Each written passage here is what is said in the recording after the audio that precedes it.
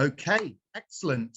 Well, hello everyone, and welcome to today's webinar, Energy is Exciting, ETRM is Boring, examining changes in energy and commodity markets and how ECTRMs can support them. My name is Ben Hillary. I'm Managing Director of Commodities People, and yeah, really would just like to say a huge thank you to everyone for being here with us. Really delighted to see how much this webinar has attracted the interest of the global commodity trading community, with just over 750 registrants from all corners of the globe. Well, it really has never been a livelier and more exciting time within energy and commodity markets, with the forces of digitalization, decarbonisation, decentralization, amongst others, really driving immense change in recent years. At the same time, in most cases, ECTRM systems have actually struggled to keep up with the pace of change, leading to frustration and to low user satisfaction. I say this anecdotally from mine and my colleagues' constant interactions with the industry, but I can now also share with the audience a very interesting and quite a sad statistic. As our watchers will remember, during the webinar sign-up process, you were asked to rate your satisfaction with your ECTRM out of 10. And the result, a rather uninspiring 5.4 out of 10. The goal of today's webinar is really to explore some of the most exciting developments in the industry, including renewables, carbon, crypto. We'll then assess potential shortfalls in trading systems and identify some practical strategies to avoid being held back by your trading software. I'm absolutely delighted and thrilled to be joined here today by really an exceptional lineup of speakers from across the industry. Tim Kramer, founder of the Green Energy Commodity Fund, Andy Weathers, president of ARM Alternative Energy, Pat Reams, founder and managing partner of Contech Advisory, Bob Schultz, head of North American Markets Expansive, Tito Toro, senior director CME Group, Dave Levan, CEO Sequant, and Samir Saleja, founder and CEO of Molecule. Today's webinar will take the format of a series of short presentations with two 20-minute panels. Following the second panel, audience Q&A will take place. So on that note, throughout the webinar, please be posting your questions in the Q&A box and upvoting others of interest. Also, do make full use of the chat channel for any comments you wish to share with the panel and the audience, or even just to introduce yourself and say hello. So without further ado, I'm now delighted to pass over to Samir, founder and CEO of Molecule. Samir, the floor is yours. Thank you so much, Ben. And thank you to all of the panelists on this call. Y'all are friends and colleagues, and I'm super excited to have this conversation with you today.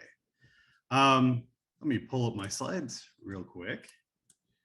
So why are we here today? Well, the energy industry is changing in ways that are super interesting. And I think for many of us on this call, a lot of those ways are obvious, but there's much more that's, well, a bit less so. From the perspective of an ETRM vendor, we get to see a lot of interesting things. And while we can't share lots of detail for obvious reasons, we wanted to share at a high level what we are seeing that we think is really interesting. And then we'll go deep with our panelists and get perspectives from some of them who are doing the most interesting things. So 2 slides to give you some context about who I am and who Molecule is. After that, we're not going to beat you over the head with Molecule anymore. So who is Molecule? Molecule is the world's modern turnkey CTRM. Our thing is that we are cloud native. We have a single production environment. We support 50 commodities, physical and financial. Our whole value prop is focus on good design to make your workday better. We are the market leader in ETRM in technology, and we don't really just use technology for technology's sake. We use it to focus on reliability and availability. And then lastly, we're values driven. we do what we say we will, and we put our money where our mouth is because we sell our software at a fixed price. We don't share our customer list publicly, but we serve dozens of customers, including IPPs, marketers, pipelines, transportation companies, PE funds, hedge funds, and prop funds as well. 50 commodities, 25,000 symbols on our system, 80 billion of notional value.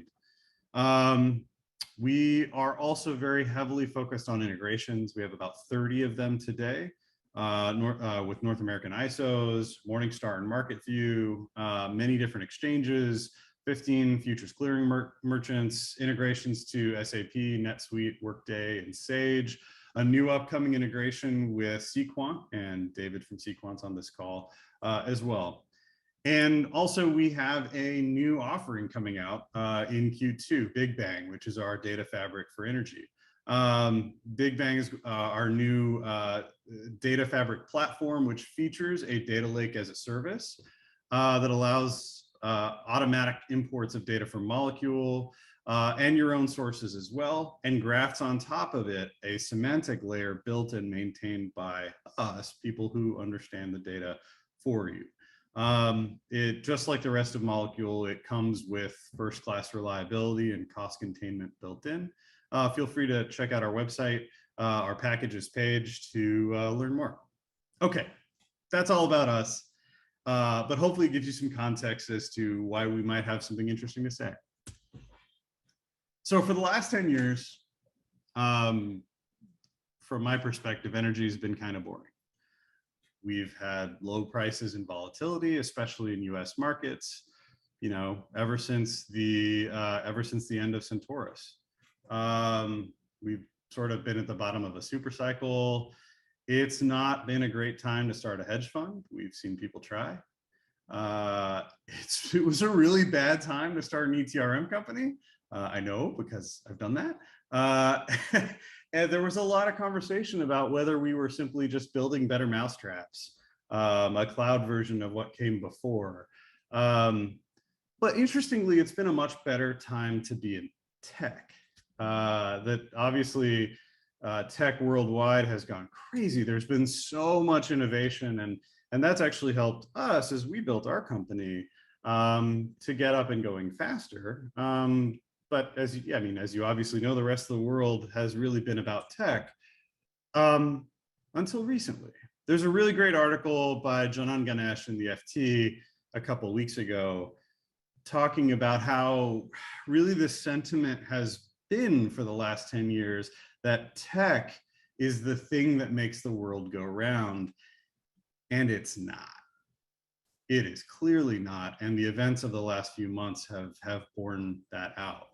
Things have changed in the last couple of years. We obviously had COVID and the sudden and massive shift towards renewables and ESG requirements for corporates. We had oil prices tank, then recover, then recently start to fall again. Grid scale batteries coming online for real. Obviously what's been going on with crypto and loose economic policy that's fed its rise, and other asset bubbles as well. And then, of course, the awful invasion of Ukraine has changed, well, everything. And now in early 22, what we're seeing is that the projects that people started cooking up during the beginning of the pandemic are starting to come online. And we as Molecule are certainly seeing a lot of the interesting ones. So over the next few slides, I'll talk a little bit about some of the obvious things that we've all seen, but maybe some things at a high level that are less obvious knock-on effects of those things. And then of course the panelists will go deeper. So obvious, right? Renewables has grown, taken the world by storm. I think some of the things that we've seen that are less obvious is that European majors have spent a decade of working in the US on renewables, sometimes quietly, sometimes not so much. I know Tim and I had a conversation a couple years ago about that and why it was that it was European utilities doing this. But they should be reaping prizes now. Corporates are basically focused on greening up their data centers and other parts of their operations based on ESG requirements and even employee requirements. Buying outputs of distant gens, sometimes needing to know about FTRs or other really detailed power instruments. Some are starting their own trading desks again. We believe Apple's doing so. We've seen a massive growth in carbon markets, and Bob Schultz from Expansive is here to talk a bit about what they see today. Everybody is looking at carbons and renewables desks, everybody. And the number of calls we've had about that recently is surprising. And Andy will be talking a bit about that today. And then, you know, we've had a world where there were exchanges, there were price providers, and that was really it. But now we're seeing lots of registries coming online that are separate from the original systems of record. For example, see what's happening with ISOs and systems like MRETs and APX. There's a need to connect to many of them because those are transactions as well. Credits are transactions as well that are meaningful to portfolios today. Another obvious thing, crypto going pro. Certainly hedge and prop funds trading crypto, and the large banks have been doing so for a while, sort of behind the scenes. A little less obvious, tax issues around crypto mining and trading. There are some real questions around that and regulatory issues as well, whether it's the CFTC or SEC that's going to be regulating crypto in the US, for example. We actually are part of a webinar with the law firm DLA Piper later this week where we'll be talking about some of that. The roll was returning a huge amount. So that's the spot to futures roll with the CME ticker being the futures, was returning something like 30% per unit for a while, but requiring massive, massive positions to get there. We've been asked this before, and you know, whether corporates are trading crypto, and the answer is yes, absolutely, for real.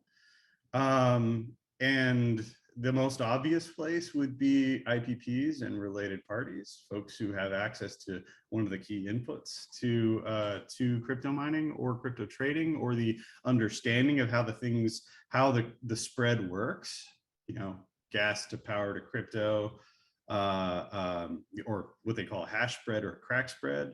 HPC, high performance computing and crypto mining also can be thought of as a way to have sort of baseload consumption that can be turned off from time to time.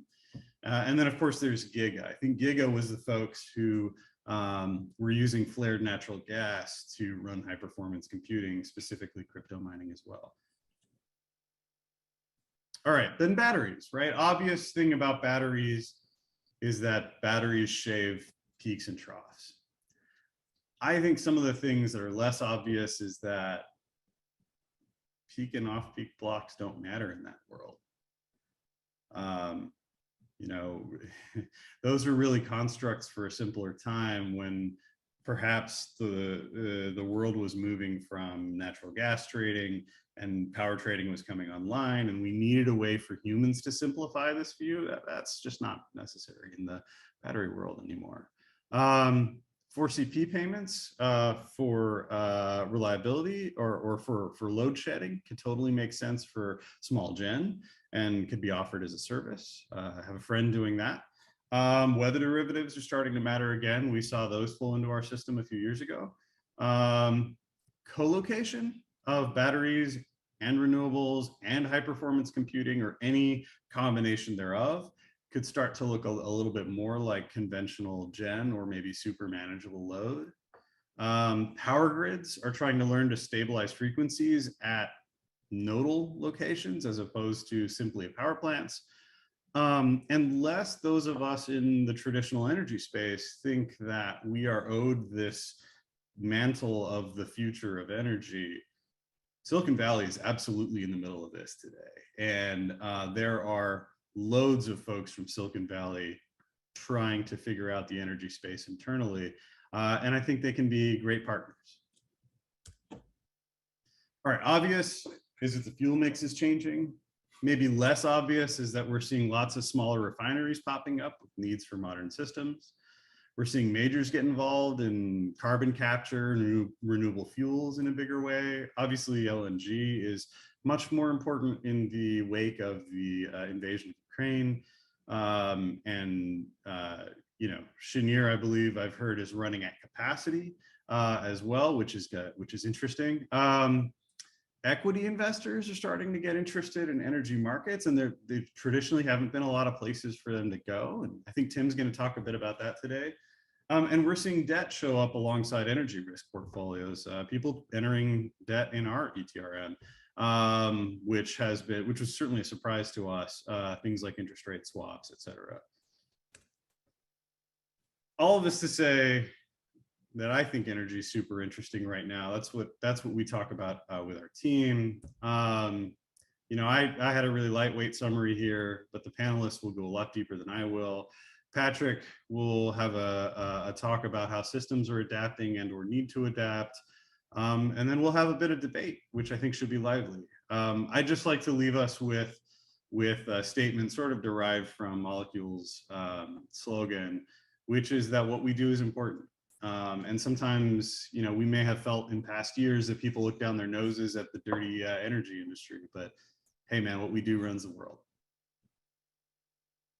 Right? All right, let's hand it off back to you, Ben. Excellent. Many thanks, Samir, for those fascinating insights. Well, I'm now delighted to invite Tim, Andy, Tito, Bob, and Samir to the metaphorical stage for our first short panel on the subject of Energy is Exciting, exploring the most interesting developments of the last 2 years and what we can expect in the future. So to get the ball rolling right away, if I could ask each panelist to briefly introduce yourself and tell us why energy is such an exciting place to be right now. Start with you, Tim. Hi, my name is Tim Kramer, and I work for a company called CNIC, Carbon Neutral Investment Company. And what we've done is we've developed a suite of products that are certified as carbon neutral for power strategies, energy strategies, and commodity strategies. And why energy is exciting. Happy to answer that. It's probably just best kept once we get into the panel because I've got that worked out for you. Good. Andy? Great. My name is Andy Weathers. I'm president of ARM Alternative Energy. We're a privately held integrated energy firm that invests in upstream, midstream, renewables, and do hedge advisory. We've put to work about $3.5 billion over the last several years. And why is energy exciting? I'm going to echo what Samir said. First off, volatility is very interesting. You've got the energy transition occurring. At the same time, you've got the current events that are tragically occurring as well, which is just adding to the volatility. Both of these things are going to lead to a larger investment ultimately in this space because renewables cannot solve everything as we have it today. And there is certainly the desire to decarbonize. So very exciting because of these things going on. Excellent. Tito? Tito Toro with the CME Group. There isn't much to say about CME Group other than we're just changing the world. Why energy is exciting at this point? As we can see with the events occurring in Ukraine, that the impact on the world markets as a result of the stoppage or the sanctions on the Russian oil, we can see the impact that it's having on economies all over the world. As you said before, renewables can only address part of it. Good. Thank you. And finally, Bob.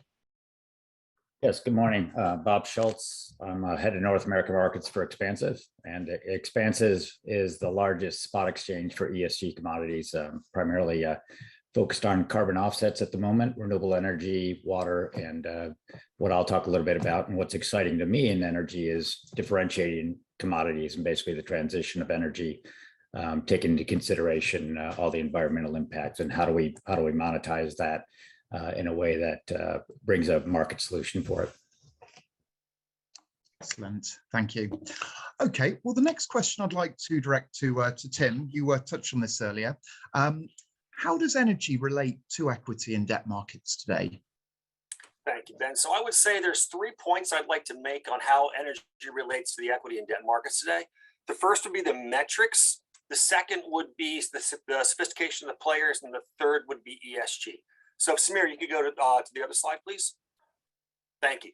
So modern portfolio theory says that investors should have between 5 and 15% of their AUM in commodities, and that's for inflation protection and for portfolio diversification. So if you take a look at the graph, and this is normalized going back to the beginning of 2010, energy, and for energy, the reference is the Bloomberg Commodity Energy Subsector Total Return. So energy and commodities in general from 2010 to about the middle of 2020 were just basically what they say down and to the right.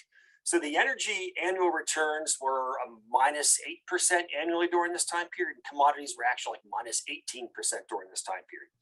So investors would say, oh, that's okay because I hold these things for inflation protection or portfolio diversification. So in terms of what that looks like for portfolio diversification during that time period, energy was about minus 18 with respect to the correlation to debt, and it was about plus 35 with respect to the correlation of the price changes to equity. And then referenced in tips as the inflation, it was about, we'll say, plus 24. So what happened then during this time period is investors, and when we say investors, we're talking the top 20 pensions by AUM and the top 20 endowments by AUM. They all, in essence, just lightened the load. They just took it to the bottom end of that recommended 5 to 15%, or in many cases took it, even below that. And the prevailing sentiment of those investors was, well, why am I in this? The returns aren't there.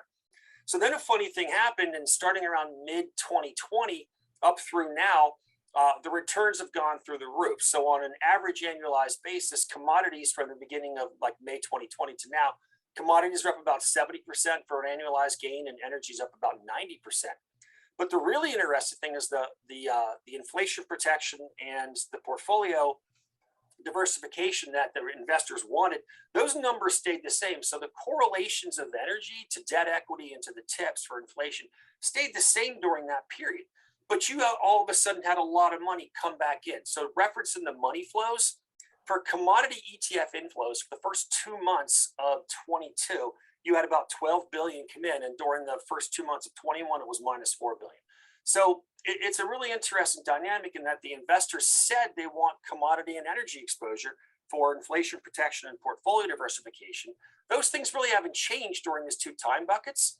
But what has happened is the returns went from abysmal to really strong. And that's when the investors poured back in with the money. So, the reasons for the pop in energy and commodities in general, I mean, you guys are all probably much better than I am on the macroeconomic things, but the post-pandemic pop, infrastructure spending bill, inflation, Ukraine, a commodity super cycle, et cetera.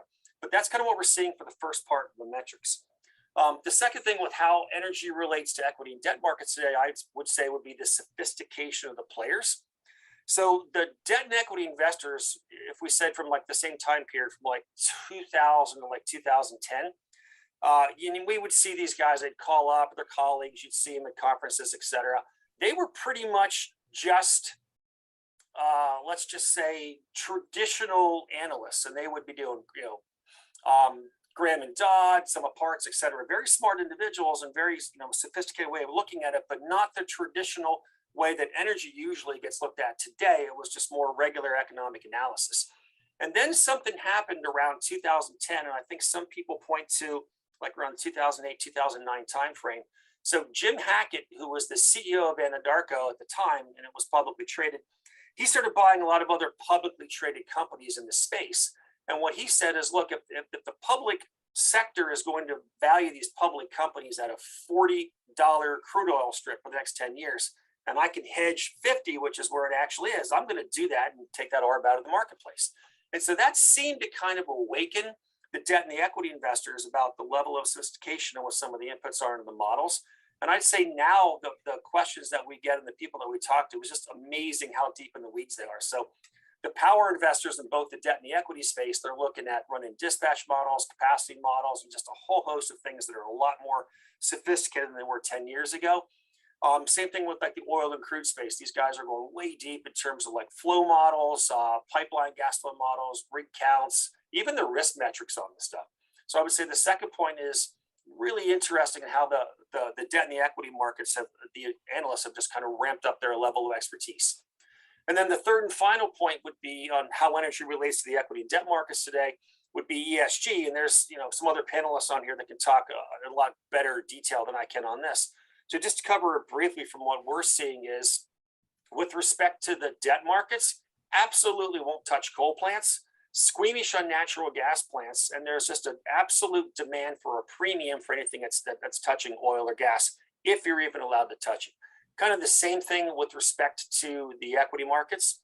So in general, kind of the way this worked is early on in the ESG cycle, if you could spell ESG, people would throw money at you. And then the investors started to say, well, hold on a second, we're worried about greenwashing. And they would start to scrub through the numbers and get really into the details on what you were doing and whether or not it should be counted as being carbon neutral or ESG compliant or something like that. Then the pendulum kind of swung a little bit differently, and investors started to say, well, okay, wait a minute, we're going to hold off on anything ESG because you guys don't have this sorted out. And between COP26 and what I can use offsets for and what I can't use them for and how to calculate my footprint, I don't understand. It doesn't make any sense. I'm going to let somebody smarter than me sort this out. Then we'll come into it. But what we're seeing now, and this is probably like in the last 1 to 2 months, is with the upcoming SEC ruling about the disclosures that companies have to have with respect to their carbon footprint and potential plans to solve that, we see these guys just absolutely scramble and they're grabbing for anything they can. It's like, oh, can I use offsets for this? Can I use RECs for that? Well, can I buy this company and say that offsets? So it's kind of back to the Wild West on like what counts and what doesn't count. And it's kind of very unclear now and kind of like back to the beginning of where this should be. So those are the 3 points on how energy relates to the equity and debt markets, the metrics, sophistication of the players, and then the ESG piece. And back to you, Samir, and thanks for the opportunity. Excellent. Thanks for that. Very, very interesting points. And actually that leads us very neatly onto the next question, which I'm going to direct to Andy. And that is, well, what, from your perspective, what's up and coming in renewables and credits, and how about carbon? Yeah, thank you, Ben. Tim is absolutely right. The foot is firmly on the accelerator as it relates to companies trying to understand what their obligations will be related to the most recent SEC release. It's a roughly 500-page document. And it's going to talk about what is going to be required as it relates to your GHG footprint across all 3 scopes of the types of emissions which you're putting out, whether it's scope 1, 2, or 3. A lot of lack of understanding, a lot of voluntary pledges have been made for the 2040 and 2050 timeframe, which leads us to what sort of ways can companies reduce their carbon footprint?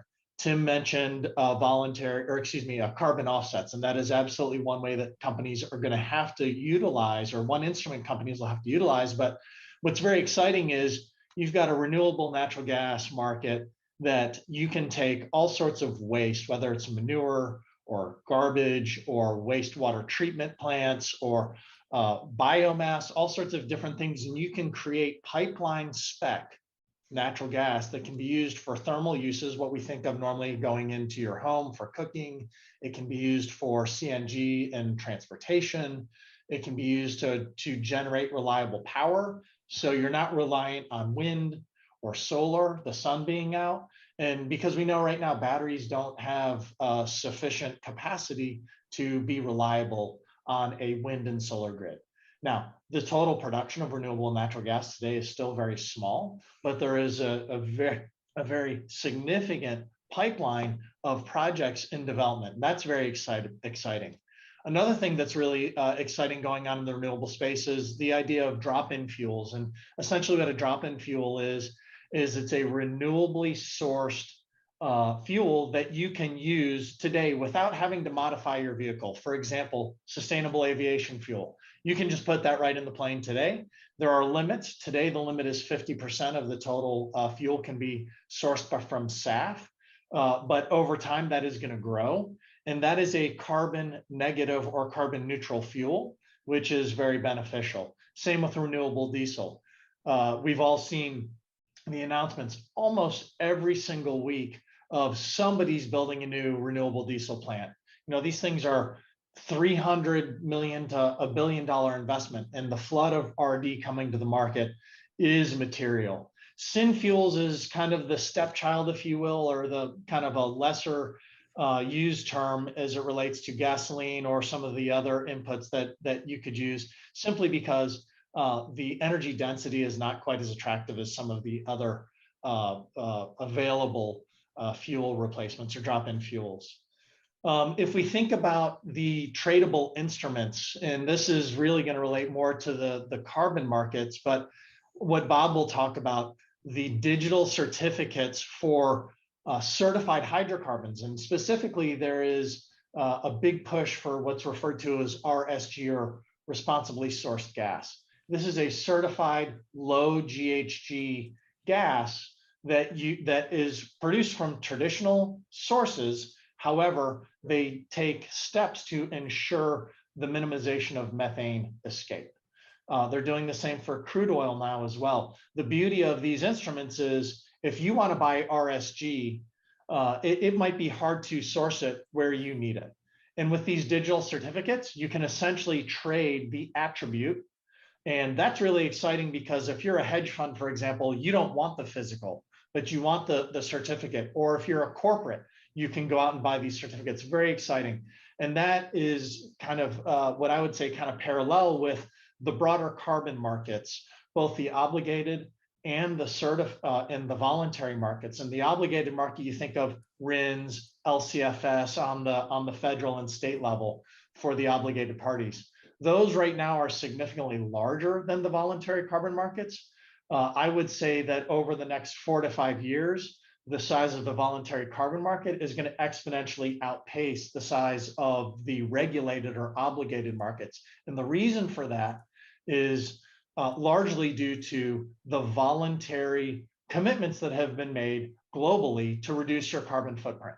Now, where that can get a little fuzzy are some of the voluntary actions that have been taken. Will they be mandated at some point in the future? That's very possible. So the mandated markets could grow, but the bottom line is this is a market that is going to grow 10x or more over the next probably 5 to 10 years. Very exciting, a lot of different instruments. It's very opaque. For those of you that trade natural gas or are familiar with the natural gas markets, it's kind of like a basis market. What's going on at Z6 in the Northeast is not necessarily related to what's going on at the SoCal City Gate.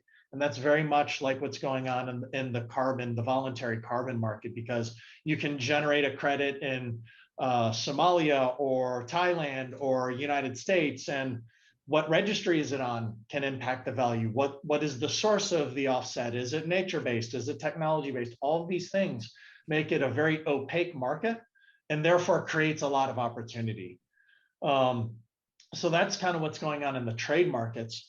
In terms of some other technology that I think is really exciting is, solar's been around a long time. If you want to invest in solar, you're looking at, very marginal single-digit returns. And that's not terribly exciting. The energy payback is roughly 18 months if you go with a traditional silicon solar panel system. But what's going on is there is this organic photovoltaic market that is developing right now, and it utilizes organic ink, and it's printed on plastic. It's malleable, it's tunable, and it takes about 1/3 of the time to get the payback as a traditional solar system.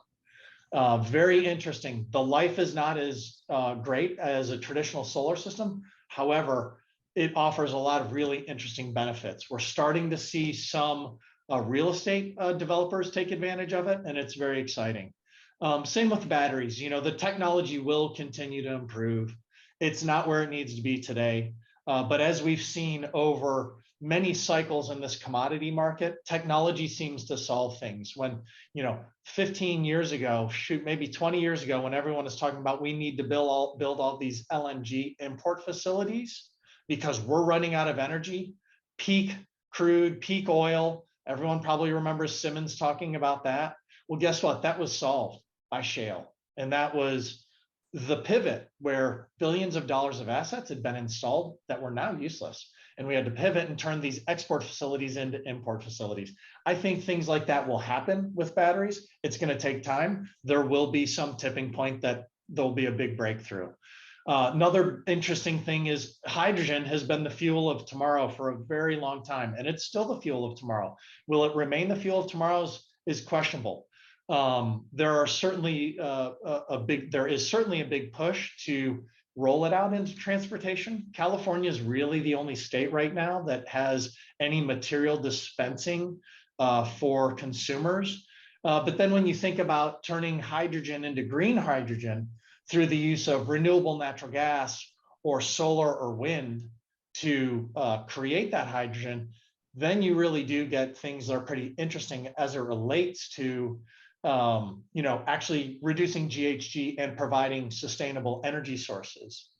And the last thing that I want to touch on would be carbon sequestration.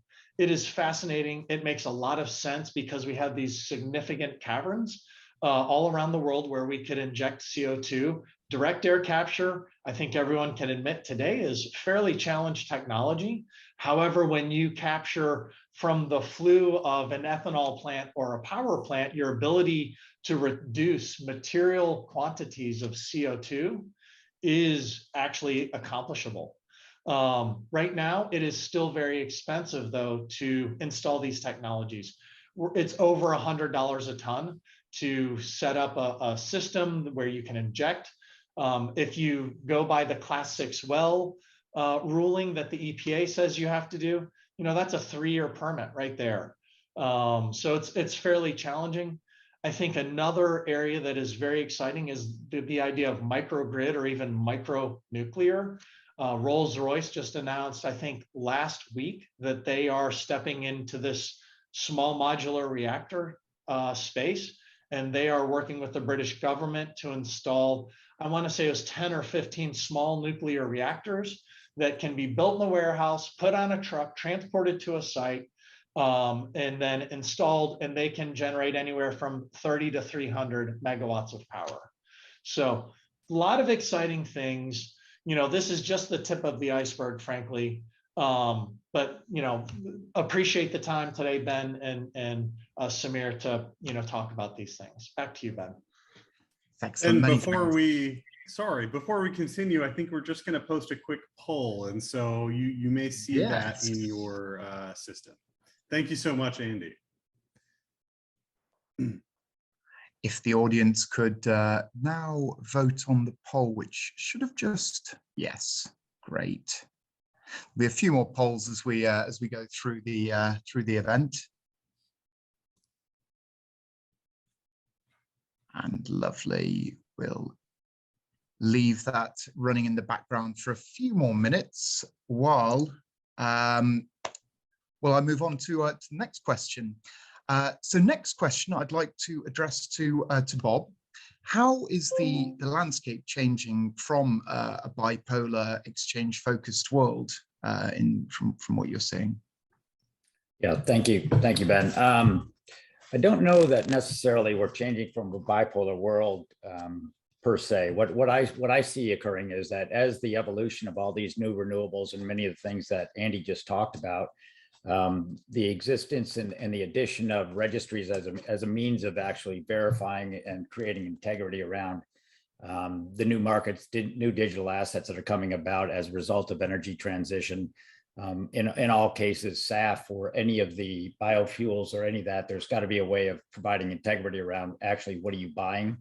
So at Expansive, what we're working on is infrastructure to manage the digital assets, along with not upsetting the world as it is today in the energy sector. How do you keep the operations associated with natural gas transporting through a pipeline or crude going through a pipeline or on a vessel, and how do you incorporate into that the differentiated aspects of those energy components? And so there is with our exchange, which is a digital exchange, whereby the assets associated with the attributes of the energy transact separately from the physical product. But that doesn't necessarily mean that there's an entire change, because even in the case of carbon, we have been able to team up with the traditional futures exchanges that have a long-term price signal, such that if there's a spot price signal, it can be transformed along with futures exchange or the other exchanges in order to provide price transparency out a longer curve, so that assets can be evaluated and people can make decisions around economic decisions around those commodities which are developing, it be carbon, REX, and the like. And I also believe that with regard to what Andy was talking about, voluntary markets and everything else, the ability of an exchange like Expansive, which has digital assets and allows for the interaction between registries which are maintaining those assets, gives the ability for more rapid transition in those products. And for example, you do have your REC compliance markets, but in the case of converting to a voluntary REC market with the ability of our exchange, we can create a standard instrument that allows for people to transact in say a voluntary REC product that may go across different regions or different sectors, or having a basis, as Andy mentioned, also basis markets for responsibly sourced gas, so that you can transact a methane intensity asset in Haynesville that is compared against what the Haynesville average or those kind of things. So I think it's the addition of additional market infrastructure that allows for integrity in these digital assets that are differentiating commodities, and they can work in tandem with the existing exchanges in order to allow for the hedging and the price transparency associated with these new assets as they evolve. Excellent, thank you for that.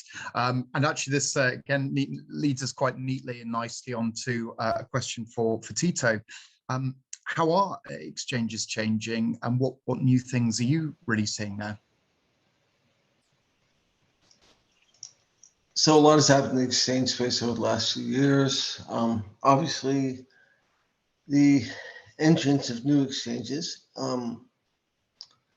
We're seeing a large number, We're seeing a large number of new exchanges showing up, specifically in the Bitcoin space. Similar to what we saw in the early 90s, early 2000s. At one point, there were, in the late 90s, close to 10 exchanges trading energy contracts. Of those 10 exchanges, only 2 have actually survived. What we're seeing in the crypto space, exchanges are popping up everywhere. Only a few will survive. And pending regulation, the natural order of things will cause many of these exchanges to fall by the wayside. Some of the more exciting things the exchanges are working on, as you know, energy is only one of the asset classes that we have. Treasuries, cryptocurrencies, ags, etc. For the exchange, lots of exciting things are happening. For instance, we're releasing on March 14th, we announced to investors that we'll soon be able to trade daily future price moves with event-based contracts. Those are contracts that will trade based on the settlement price of our most liquid products. We've seen massive growth in micro contracts, micro cryptos, micro metals, micro treasuries, micro FX, etc. These are products that are primarily geared to the retail investor. We're taking a bigger role in the development of benchmarks. On the CME Group and CF Benchmarks are launching 11 cryptocurrency reference rates. Real-time indexes, exchanges are taking a bigger role in this space. We have a Petro index that we're releasing. We are working with a number of players, specifically Expansive here, for creating reference rates for carbon markets. And then we're embracing it. Physical markets are beginning to embrace a lot of the technology solutions. On Thursday, it was March 3rd, we did a P1020 aluminum contract, an auction for Owensboro. We're starting to see a lot of interest in alternative venues for executing these transactions. So auctions, we're doing, the DME has auctions. We did a series of auctions for Iraqi crude, and we're looking to expand that into other asset classes. For the last several years, we've done daily dairy spot auctions hosted on the similar technology stack. So what we're finding is that market participants are looking for new ways to execute, and this, as an exchange, we're providing them those avenues. Excellent. Thank you for that. Well, next question, and actually, gosh, we're already getting behind time. I'd like to direct the next question to the panel. It's obvious that we're all excited about what's happening in energy. What do you expect to be the major developments in the next 5, 10, 20 years? And if we could all, give some very concise thoughts on that, so we can get back on track. And we'll start with we'll go Tim, Andy, Tito, Bob, then Samir. Sure. So what I expect in the next 5, 10, 20 years with energy would be liquid contracts that allow you to get energy exposure and or commodity exposure, but it has to have some sort of certification to say that it's carbon neutral and or ESG compliant. Carbon neutral is obviously a little bit easier to define than ESG compliant, but there just seems to be a huge groundswell right now for that. A lot of inbound calls to the major index providers on trying to create those things. And so I think those products, you're going to see those come to market pretty quickly here and then start to get refined once those initial ones hit. Excellent. Andy? Yeah, so I think a couple things over the next decade or so. One is the widespread adoption of low or lower carbon fuels. To me, that is very exciting, and I think that's going to continue to progress. And it's going to be the result of what I'll refer to as the circular economy, i.e., we have waste that can be turned into renewable plastics. It can be turned into renewable fuels. It can be, turned into renewable electricity. All these sorts of things. So really getting the technology and the understanding and the cost effectiveness to take and recycle and reuse as much of the items that we use in our life to extract everything out of them that we can in this circular economy. I think that's really very exciting. Excellent.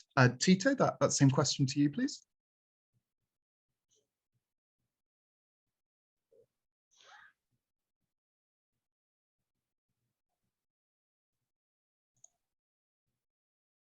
Sorry, Tito, you're muted there. Ooh.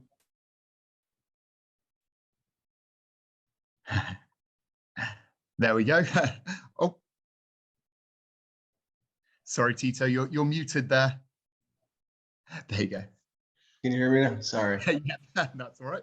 All right. The shift from fossil fuels to renewables is underway in most parts of Europe and the US. The move from large generation assets to smaller scale distributed assets like wind farms, batteries, solar means that many changes are needed in the grid and related infrastructure, along with changes to existing business process and models in both the wholesale and retail power markets. We need to ensure the generators can deliver power profitably. The grid is needed, ensuring security of supply with these more volatile renewable assets. These fundamental changes are creating new opportunities in the market, new business models, new approaches. I think we'll see an increase in digitization technologies, which will allow firms to streamline and simplify their workflows, along with creative uses of existing technologies. For instance, ExxonMobil's involvement in Bitcoin mining. Exxon partnered with Caruso Energy Systems to address glass flaring at oil fields to turn that into power for use by miners. We're going to continue to see creative uses of existing infrastructure. Excellent. Bob? Yeah, I echo a lot of what's already been said, but I would say that from my perspective and our business in particular, I think the ability to collect information, down the entire life cycle of energy and the way it is actually transacted, transported, and everything, that information around environmental impacts will become digitized and tradable in some form or fashion, whether there's a value to it or a discount to not having it. I think we'll see that over the next 5 to 10 years. I also think that we'll see a transition. Offsets is a significant portion of the answer today, but I think that we'll see a transition as offsets become more expensive and difficult to acquire, that people are looking for life cycle solutions around their energy consumption, and eventually getting to the capture aspect of things, because that's where we eventually have to get to hit. There's no way for us to hit net zero in any other way than we eventually, from a technology, are able to get to a capture situation and not only a reduction, but elimination and negative on the carbon and other environmental aspects. Excellent, thank you. And Samir, if I could pass that question over to you also. Absolutely. I mean, I echo everything really that's been said so far. I think electricity markets and the things that feed electricity markets, the other commodity markets that feed them, I think those will get more interesting. And I think we're also going to see smaller and smaller scale distributed generation, which I think is going to be fascinating. Excellent. Then the very final question for this panel, the next panel is going to be about ETRM. So to those users and to the technology provider, how do you feel that ETRM systems are keeping up with all these exciting developments we've been discussing? So we'll go Tim, then Andy, and then Samir on that one. So Tim, how do you feel ETRM has been keeping up with everything we've been discussing? I think the ETRM systems themselves have been doing a great job of keeping up. I think the interesting dynamic has been the paradigm shift in who the users are of that, at least from what I've seen. So before it would be, the IPPs would get an ETRM system to measure their positions, et cetera, and their risk and put the reports up to management. But now when you see the sophisticated level of the players like we had talked about, and they're taking positions now in underlying commodities, commodity indexes, et cetera, they're actually looking for ETRM systems to help them gauge kind of what their risk is and what those risk metrics are. So this is a class of investors that hasn't really played in the ETRM space before, that is now kind of stepping up and actually understanding what the importance is of getting your arms around what your total risk is. Excellent. Andy, your thoughts on that? Yeah, I would say if we're to reflect back and think about the last 15 to 20 years of ETRM, which I know Tim and I have been around at least that long, and a few others. Sorry, Tim. It's gone from being an incredibly cumbersome and tedious task to even introduce a new product type, a new commodity code, anything along those lines, where it would take weeks or longer and lots of money. Today, it has been streamlined significantly, and the shift from being on your local servers to an ASP solution, along with the ability of people like Samir and his team to be very adaptable. It's really made this a much less painful experience, and you have the ability to really drill into things and observe the risk that you need to observe, because these markets are incredibly volatile, and with no view into what your exposures are, it can get pretty troublesome. Absolutely. Well, Samir, if I can hand that question over to you now. Absolutely. Thank you all for the answers. And I think this actually leads also into the question that came from Marco as well, which was about how do you keep up with the product diversification on financial and physical instruments, because it keeps happening. It's rapid and it's only accelerating. I think for us, I can speak for our firm, and really what we do is we try to solve every problem twice. We solve it the first time by taking the elements together and getting the product or listed instrument out and available to use, usually within hours. But then once we see how it's used, we want to go solve it again in a way that captures all the nuance of it, and then is fixed until something new comes out. So we like to solve every problem twice, but only twice. Excellent. Okay, well, thank you, panel, for your insights. Now, before we transition to all things ETRM, I would like to post a quick poll for the audience.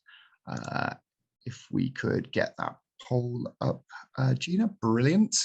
Okay, so the question to the audience is, how long was your last implementation, if relevant?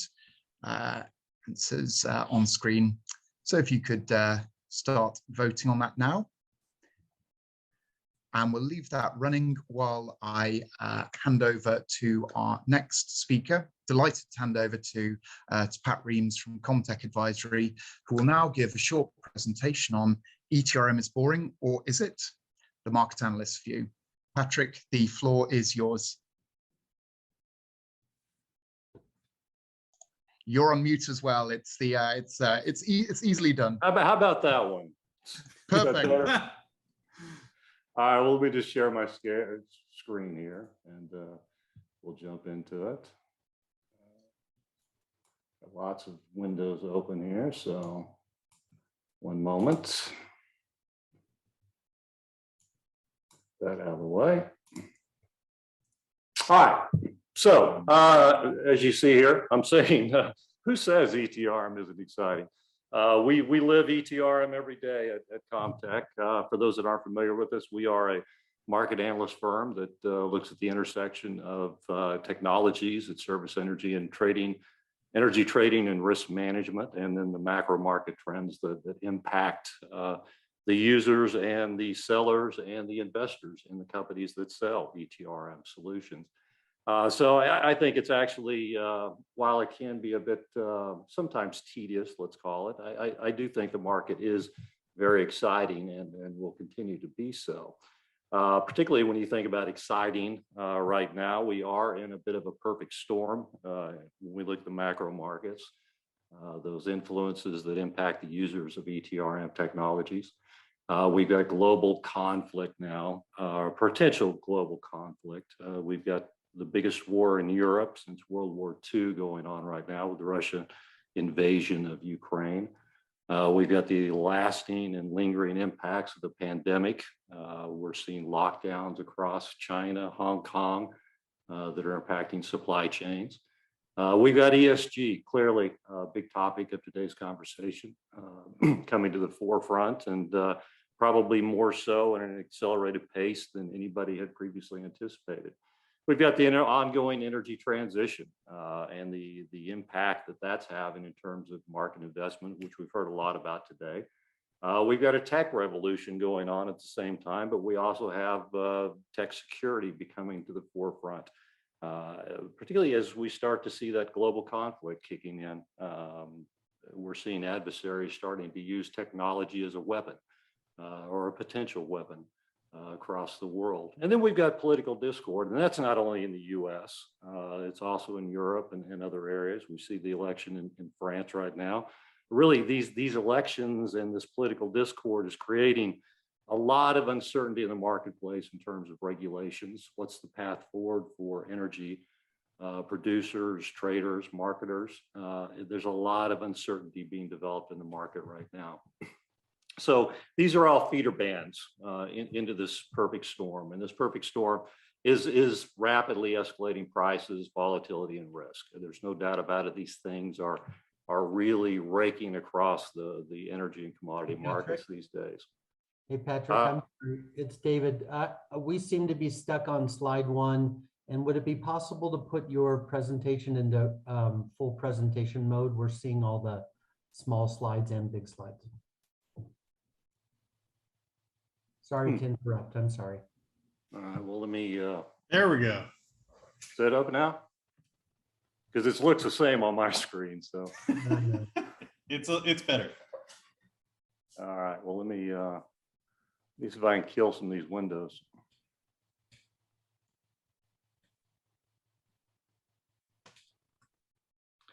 Let's try that one. Well, possibly you can see it. Look all right now?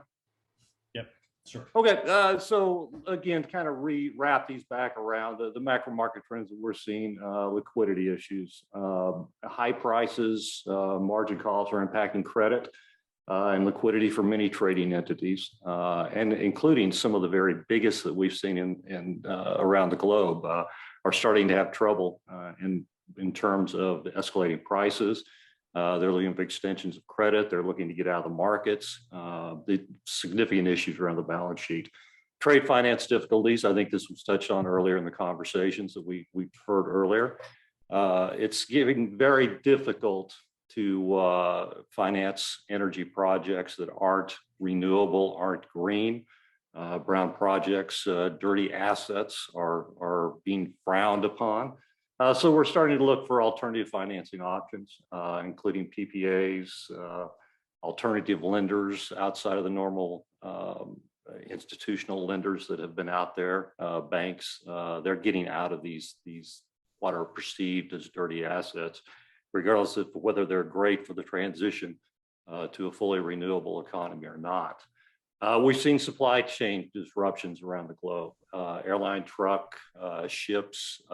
These are all being interrupted, being impacted, and it's really largely due to the COVID lockdowns and the sanctions that we're seeing emerge out of Russia now. ESG and CO2, again, high impact area on all commodities with significant unknowns. And I've highlighted significant unknowns. Given everything that's going on in the marketplace right now, it's going to be difficult to forge forward with a lot of the initiatives that have been announced in terms of trying to get to net zero and that type of thing. We may see some U-turns emerge in the future in terms of timing. I think clearly the path forward is there. I think the timing, that the tenor of the changes that are going to be required are really going to be possibly have to be relooked at. And then again, technology, migration to cloud, it's clearly on. It's going to be a bit of a bumpy road, though, when we think about ETRM in terms of kind of the historical players in ETRM versus the newer, fully web-enabled, fully cloud-enabled applications like Molecule, which will clearly have an advantage in terms of being able to really take advantage of the cloud environment. And then we're seeing growing interest in process automation to reduce costs and to accelerate cash flows, accelerate data, accelerate information through the market or throughout the organization. AI, ML, these kind of things are really going to start to have an impact going forward in terms of technology. When we think about, again, those impacts on technology, we are seeing quite a bit in terms of product and service innovation. We expect to see continuing product and service innovations in areas like risk management and analytics. David Levan with Sequent is on the call. I think he's doing some very interesting stuff there. Automation and optimization, taking advantage of the assets that you have, less relying on trading, but more so on the value of the assets and trying to optimize those assets are going to be a real area of investment. Short-term market and real-time trading, what we've seen in Europe, given they have been somewhat of a less mature market, they've had more flexibility as they start to deploy new technologies, new ways of doing things.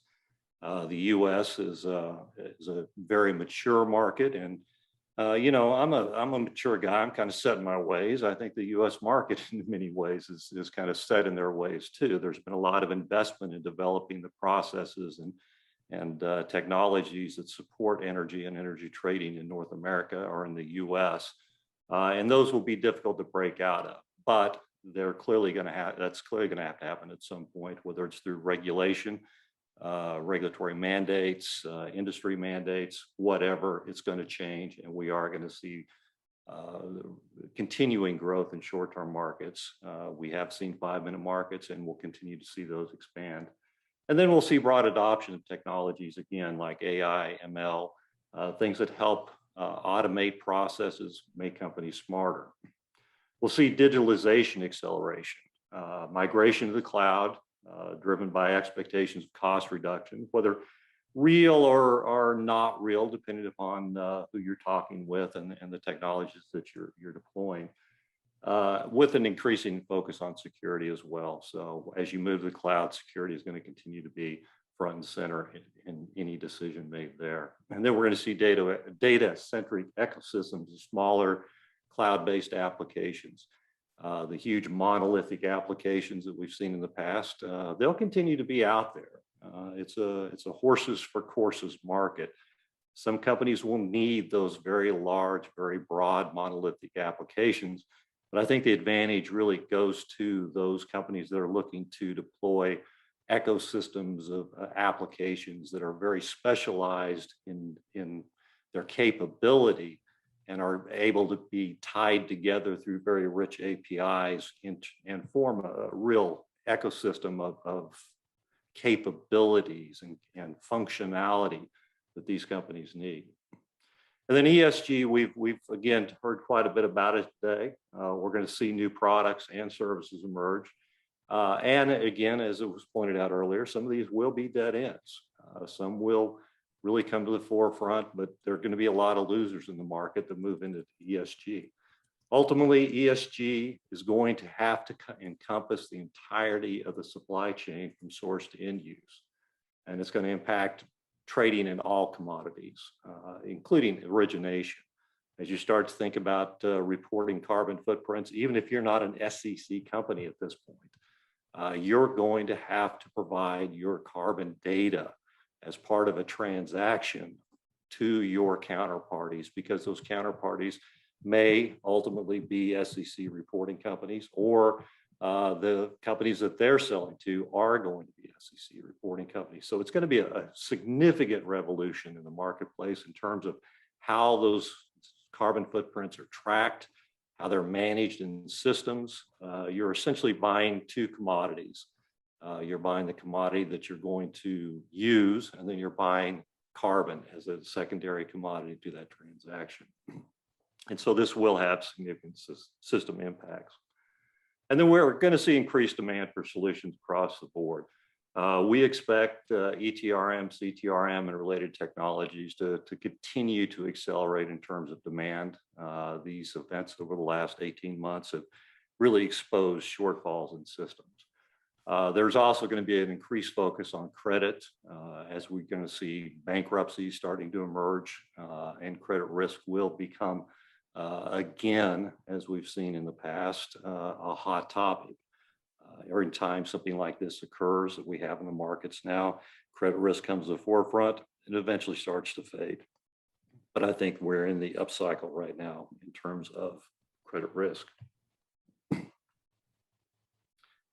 Impact on technology investments, kind of wrapping it back around. These high-priced and volatile markets do increase demand for systems, as I said. And I think the initial winners are going to be those cloud-based solutions, SaaS solutions with risk analytics, deep and sophisticated risk analytics, really benefiting initially. I think to a lesser degree, you're going to see some of the old line, larger scale ETRM, CTRM solutions also benefiting, but to a lesser degree. The migration to the cloud, digitalization, data management are major drivers. I think the announcement that Molecule made in terms of their Big Bang data lake is certainly emblematic of the need to expose the data in your systems better, and being able to provide that data out into the broader ecosystems of solutions that companies are developing. We expect those solutions to be very much data centric. Digitalization is going to be continued, or is going to continue to be a hot topic, along with workflow automation, being able to better streamline the processes associated with the ecosystem of solutions. These will rely on things like machine learning quite a bit.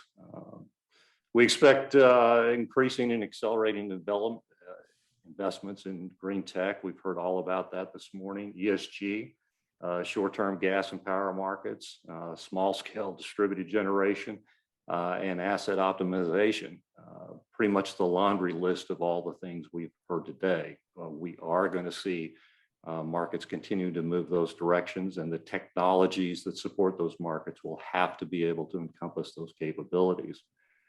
The strong political push around climate change, despite the fact that there may be some attenuation of the tenor of change, does increase the level of confidence in areas like ESG, carbon, renewables for investors. So those investments are obviously going to continue. Again, it's going to be maybe a bumpier road than most expect to get to the end goal. It may take a little bit longer, but it's clearly going to happen. And investments in those areas will continue, both in terms of the assets and in terms of the technologies that support those assets. So in short, it's going to be a period of growth for commodity technology overall, but there is going to be a strong bias to the newer technology providers, those that can come out with some very deep capabilities and tie those capabilities into that broader ecosystem of solutions. Vendors of legacy software may not see the same level of increased investment as other areas of technology, however. But these guys are also trying to service their existing clients who may not necessarily be moving into some of these markets. So it becomes a bit of a difficult balancing act for them. So what to expect as you move out into the marketplace to look for new technologies. I was going to call this slide what to expect when expecting to invest in new solutions, but the title ran too long. More options in terms of niche or function or focus solutions.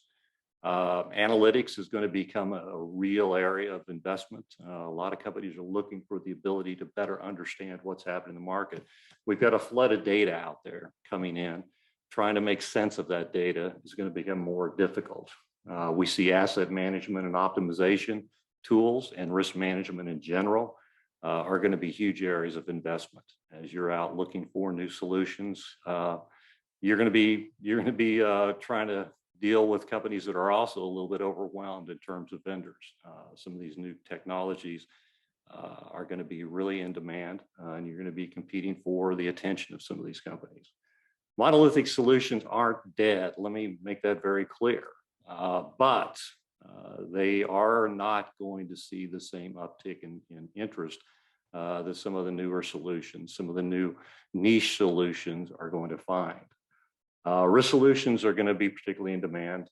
Big focus on risks of all stripes, whether that's market risk, credit, treasury, operational, and then again, particularly ESG. Is going to be a huge area of innovation and demand. I included this line in here because it's a conversation Samir and I had last week. Is cloud always going to be cheaper, faster, better? Maybe. It kind of depends on the breadth and scope of what you're trying to do. There's still a lot of heavy lifting to do in terms of implementation. If you run a complex business, it will always be slightly cheaper, at least in terms of deploying the technology, standing up a new system. But there's still a lot of heavy work that may need to be done, depending upon how mature, how sophisticated, what type of capabilities you need as a buyer of technology. And then we also see an emerging talent gap. If you're out looking for resources to help you deploy a new system. New technology resources are going to be available out in the marketplace, but finding the right combination of technology knowledge with business experience and acumen, it's going to be a problem.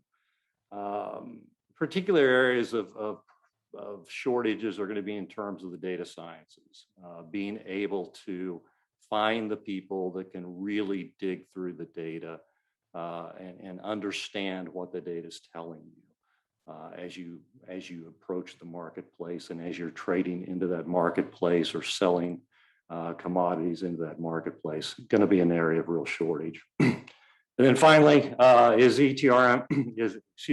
inflation hitting the ETRM markets? It's not necessarily obvious yet, but yeah, expect to pay more next year than you did in previous years for software and consulting services. You're going to find that inflation is ocean that lifts all boats. And unfortunately, technology and the consulting services that support those technologies are going to be a part and parcel of that inflation sea. So I think that's, I hurried through that. I want to get us back on time here, give the panel the opportunity to continue forward. So I'll turn it back over to, I believe, Ben or Samir right now. Yep, that's wonderful. Many thanks, Patrick. Really interesting points there. So yes, in our final 15-20 minutes or so, we move into the final panel, looking at is ETRM keeping pace with energy markets, risks and best practices. So I'll welcome back Tito, Patrick, and Samir, and welcome David. So in fact, I'll go right in with a question for David. So firstly, if you could introduce yourself, and then my question to you would be, how would you describe the ETRM sector today? And in your position working with different ETRMs, what are you seeing as the pros and cons, David? Sure, thank you. I appreciate it. So just a brief introduction of Sequant. Sequant.io, we are a cloud native energy analytics platform. We specialize in total portfolio analysis. That's both traditional assets and contracts like power plants and hydro systems and whatnot, renewable or PPAs, RPOs, things like that, as well as newer assets, renewables, renewable plus storage, carbon, resource adequacy studies, and interestingly, very interestingly, in the last few years, a lot of Bitcoin mining operations. So our system produces things like mark-to-market VAR, gross margin at risk, cash flow at risk, net position at risk, credit risk analysis. So we're a cloud native energy analytics platform. So we work with a number of different ETRMs in the space. In terms of the ETRM market or CTRM market, there's really two markets, and Patrick did a great job of describing this. There's the old monolithic ETRM systems, the systems that have been around for 15, 20, 25 years, really started in a different technology age, right? And before I started Sequant, I was working for one of those large ETRM shops that's now owned by ION. And the management team 10 years ago absolutely knew that the future was in cloud systems, in cloud technology, in delivering this technology through software as a service. But unfortunately, the ETRM systems, those traditional monolithic systems, aren't incentivized really to go that route because of the investment they would have to make to port all of their systems over. And then once they make that investment, they're probably getting less money for their systems, right? So if you have a 2-year implementation on some 20-year-old ETRM, CTRM system, as opposed to a 3-month implementation with Molecule, one of those is going to cost more than the other. And so the monolithic systems are I hope this is changing, but traditionally they haven't been incentivized to make this change into more modern technology, which is sort of too bad, because I know many of the people at those shops, and they want to do interesting things. They're, these are not people who love bureaucracies necessarily. They would like to do more interesting things. They would like the pace of change within their systems to increase, but that's very, very difficult. And then there are the new CTRM, ETRMs that are cloud native, that have modern APIs, that have modern software, that have a single code base at all of their customers. I cannot stress to you enough. I think every ETRM RFP should have a question in it that says, do you have a single code base, the same code base at all of your customers? Because if you do not, that means by definition, you cannot advance your system. You cannot advance your software very quickly. So there's really a bifurcation in the marketplace of ETRM, CTRM. We work with all of the different companies, right? When a energy company or a corporate off-taker or an IPP or a renewable developer wants to use analytic packages, we have to work with whatever systems are in place there. And what we find is when the systems are cloud native, software as a service, modern APIs, it takes us about 3 man days to integrate with those systems, to exchange data, sometimes a little bit longer depending on the IT staff that are on premise. But if you're dealing with one of the more legacy monolithic systems, it might take 3 months to integrate and get the data flowing. So there's a really big difference between those two ETRM markets. And I think that might, Ben, did that answer the question for the time being? I know we're going to circle around to this again. Absolutely, absolutely. Thank you for that. Okay, well, the next question I'd like to direct to Tito. I guess also from your perspective, if you could give a few words how you would describe the ETRM sector today, and secondly, how have you seen that evolve when it comes to working with the CME? Okay, so initially ETRMs focus on price or market risk. With the collapse of Enron, we saw the focus shift to credit risk. Managing risk in commodities has never been more complex and challenging than it is today. Trade wars, tariffs, sanctions, all geopolitical risks impact everything from demand to sourcing and pricing to profit, and that's when suddenly impact credit market and liquidity risk. The pandemic and resulting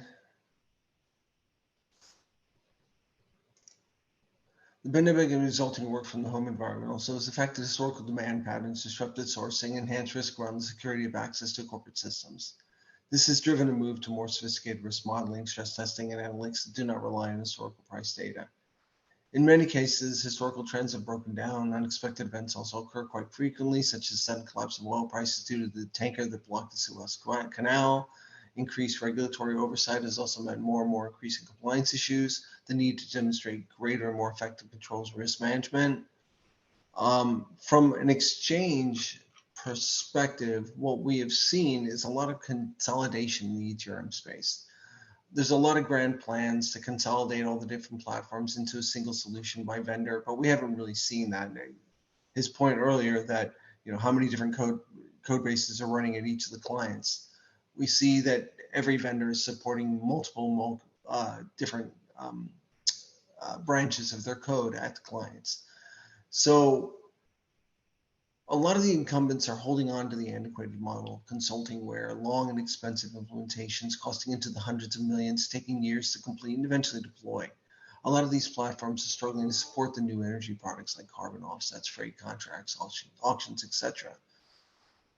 What's exciting, what we're seeing out there is the new upstarts that aren't hindered by the decades of technology debt. They can embrace new business models, SaaS and software architectures, cloud. This flexibility allows them to implement new products very quickly.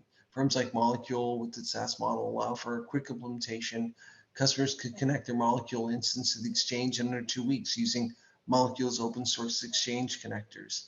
Instead of the nickel and dime approach, charging customers for every single module, we're seeing that these new cloud vendors like Molecule have more flexibility, are easier to work with. And from an exchange perspective, we encourage that because a lot of firms won't trade new products until their ETRMs are configured to support those new products.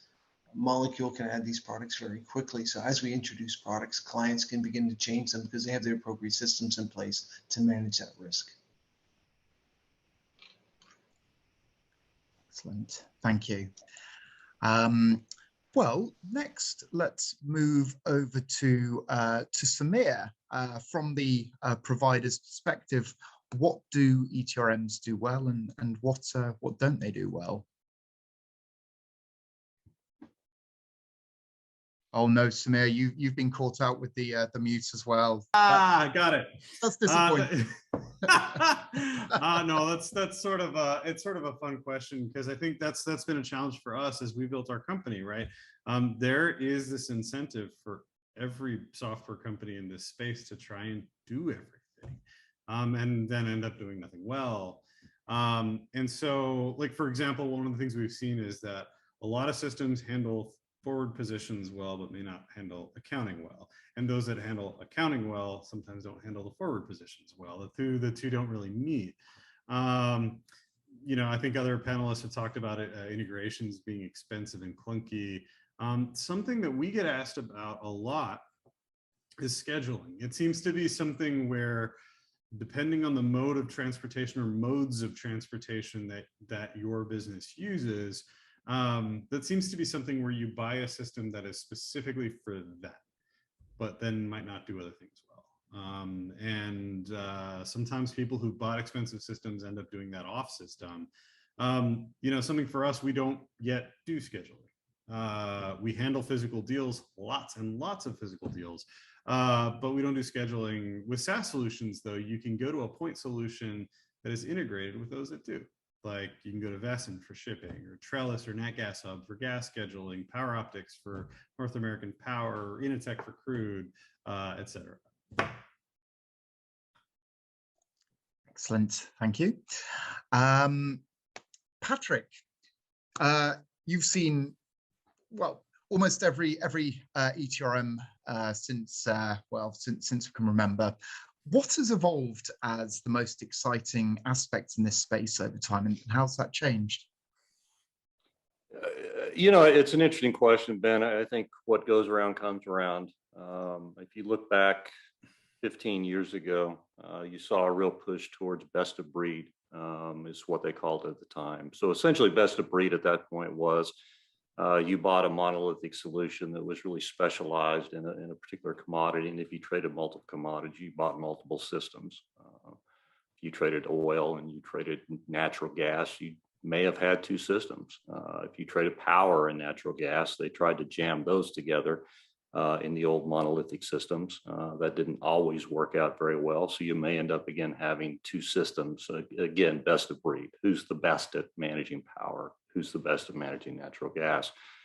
But I think now what we're seeing is a different take on best of breed. We're seeing a disaggregation of those monolithic solutions. We're seeing specialization, as I think as Samir talked about.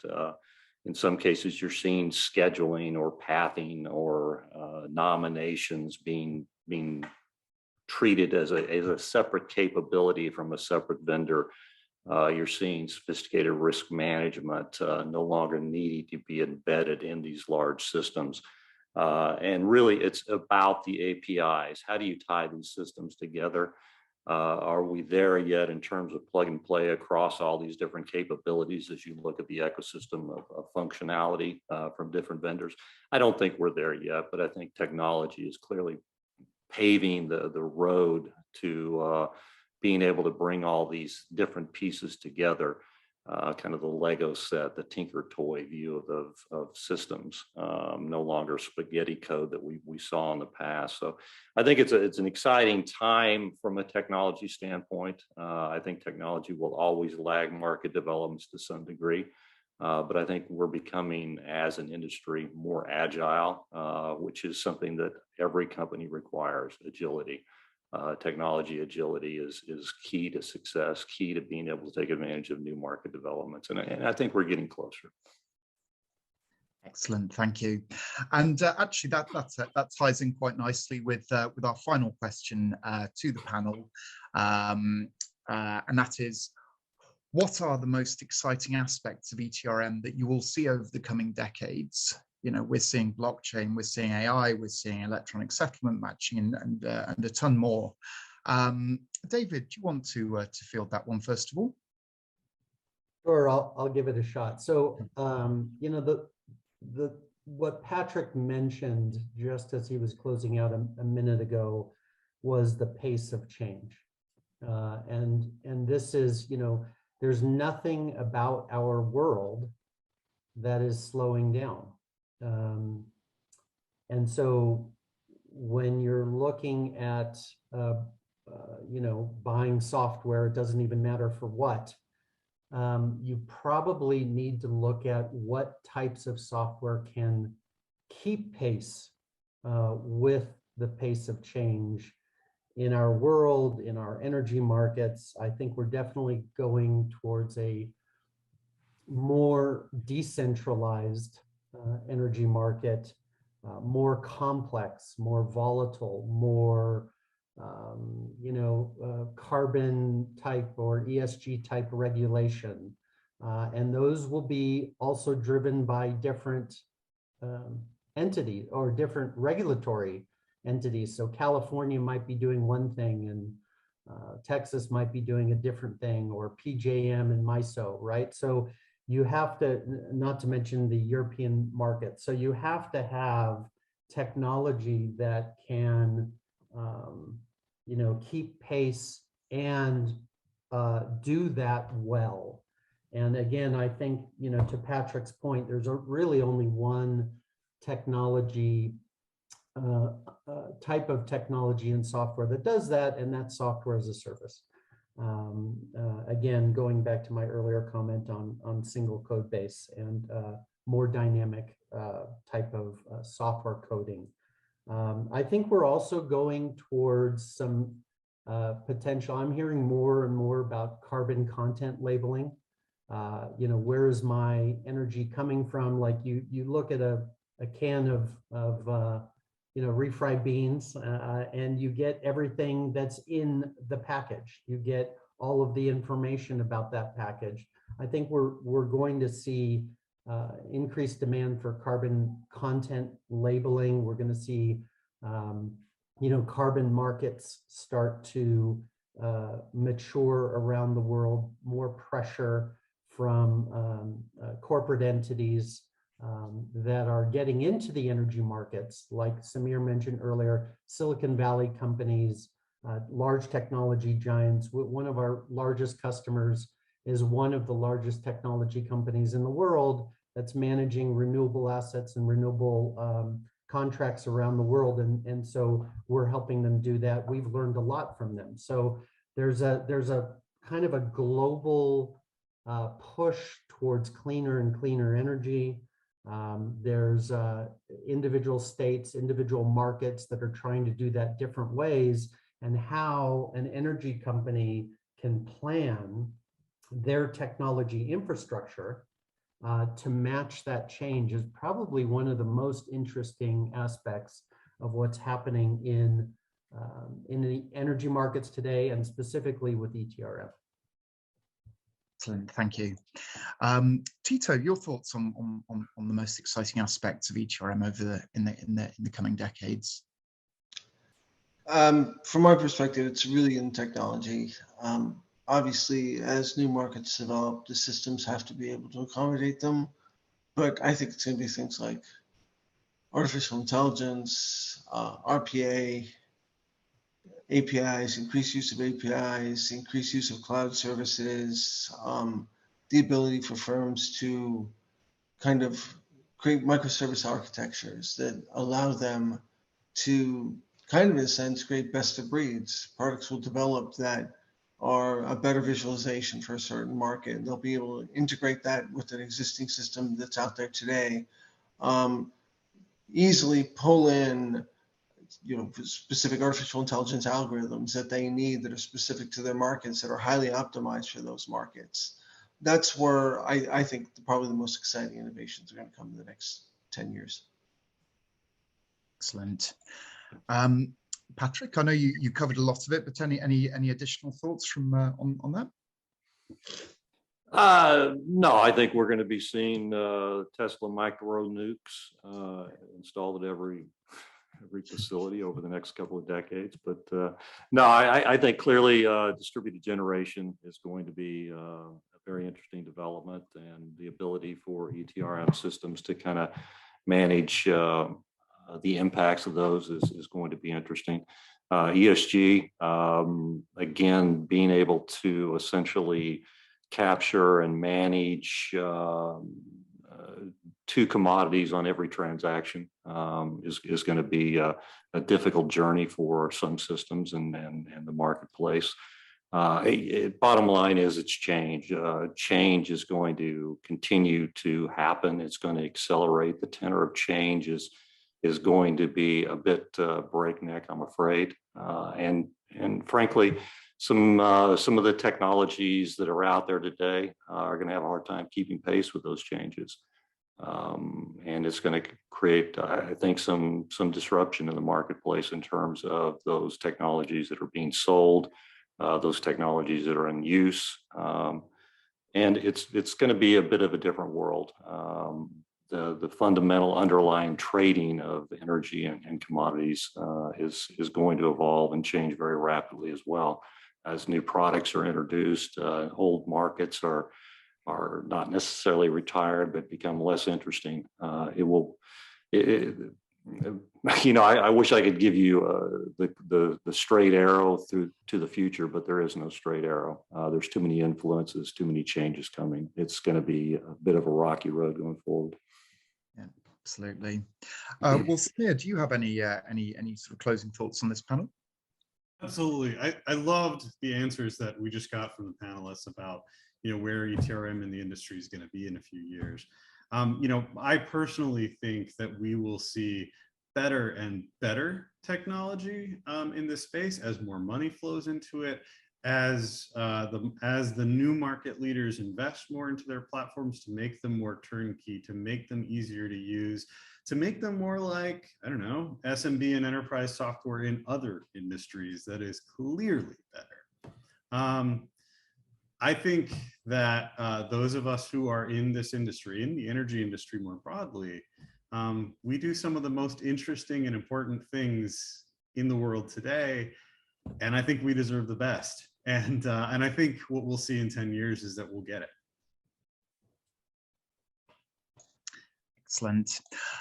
Well, just before we wrap up, we've had a number of very interesting questions from the audience. So just incredibly quickly, I would like to throw a couple of them out to the panel. First one from Christian Schutz.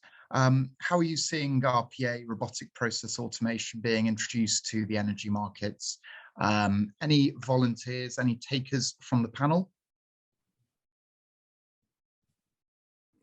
Or otherwise, do I hear Samir volunteering? Yeah, sure. Happy to.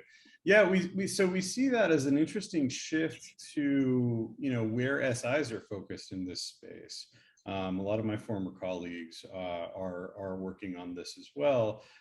These are good ways to extract software from old monolithic systems or bulletin board platforms or things like that, and to extract data from those and to get them into new systems now. And I think there's a lot of opportunities to essentially work around platforms that are old or stitch things together that don't want to be stitched together. And there's a lot of people doing that well, I think.